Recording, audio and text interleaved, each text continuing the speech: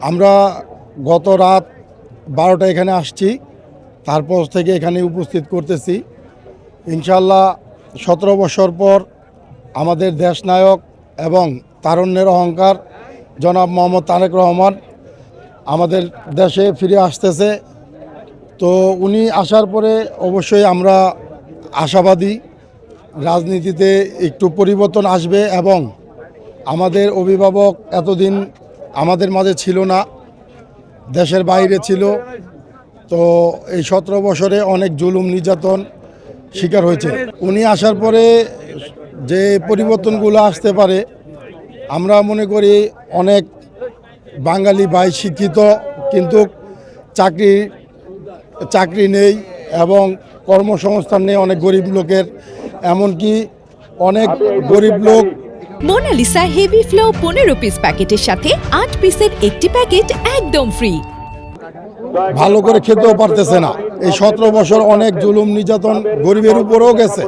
তারা রাজনীতি ময়দানের কেউ ছিল না, কিন্তু তাদেরও জুলুম নির্যাতন হয়েছে। কিভাবে হয়েছে? তারা আর্থিকভাবে ক্ষতিগ্রস্ত এবং শারীরিকভাবে তো ক্ষতিগ্রস্ত আছেই।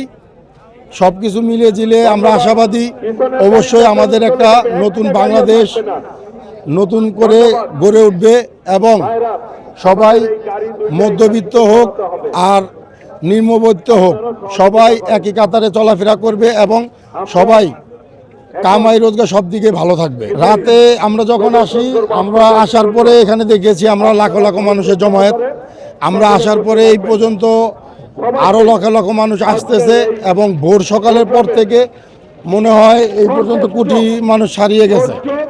আর ওনার প্রতি যে একটা মানুষের অন্তর থেকে ভালোবাসা, সেটার একটা বহিঃপ্রকাশ আমরা দেখতে পাচ্ছি। কারণ এখানে দল সব কিছু বাদ দিয়ে প্রচুর লোকের আগমন হয়েছে এবং আশা করি 10টার ভিতরে মনে হয় না এখানে লোক মানে জায়গা দেওয়ার মতো লোক থাকবে।